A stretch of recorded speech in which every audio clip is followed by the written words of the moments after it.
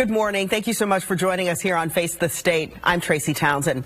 We are going to start with the President's State of the Union address and the Ohio connections. For the second year in a row, Central Ohio got a shout out from the President during the State of the Union address, all because of Intel.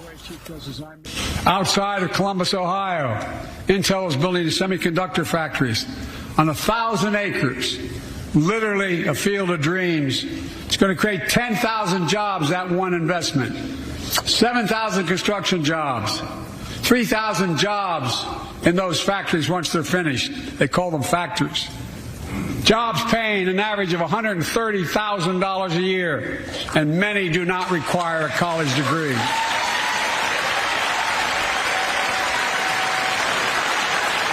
Jobs.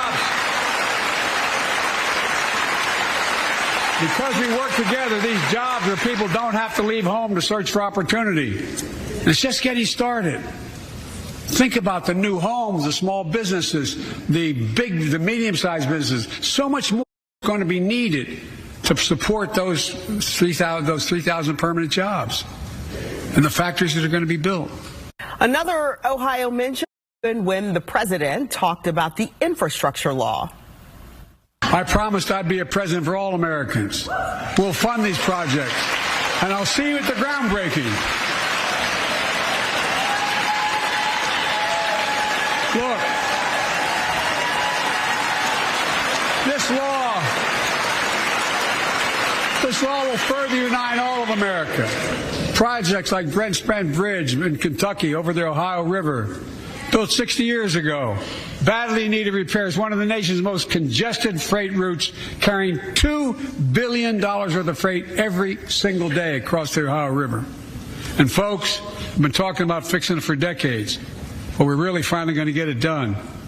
I went there last month with Democrats and Republicans and from both states to deliver a commitment of $1.6 billion for this project.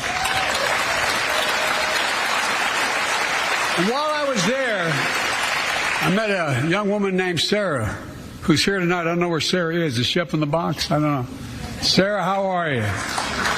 Well, Sarah, for 30 years,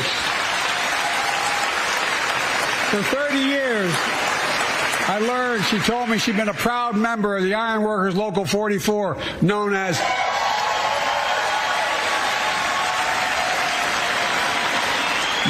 the Cowboys in the Sky. The folks who built Cincinnati's skyline. Sarah said she can't wait to be 10 stories above the Ohio River building that new bridge. God bless her. That's pride. Well, how are Ohio lawmakers in Washington, D.C. responding to what President Biden had to say? We talked with U.S. Senator Sherrod Brown, Congresswoman Joyce Beatty. We also spoke with Congressman Balderson and Congressman Mike Carey. Now, you might remember Mike Carey is on the Ways and Means Committee. So do you have any reaction to what you heard last night in the President's State of the Union address when you think about your role on this committee?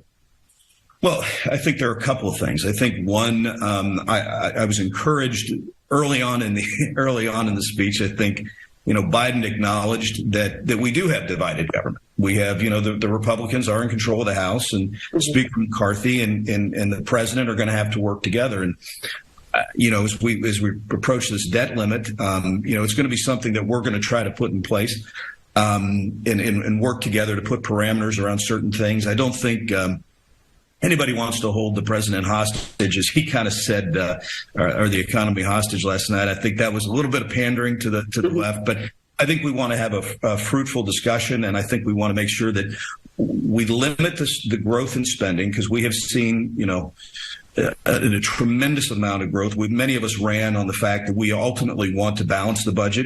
And listen, that is something that is doable. We were able to do that under President Clinton and Speaker Newt Gingrich. And again, divided government. So my hope is we can kind of get through the hyperbole and really, and my committee is a serious committee again. So my hope is that we can put together, very good documents very good legislation that the president and the Senate can agree to. Hopefully, we can get through this and really do the things that the American public want us to do bipartisanly and move the country forward.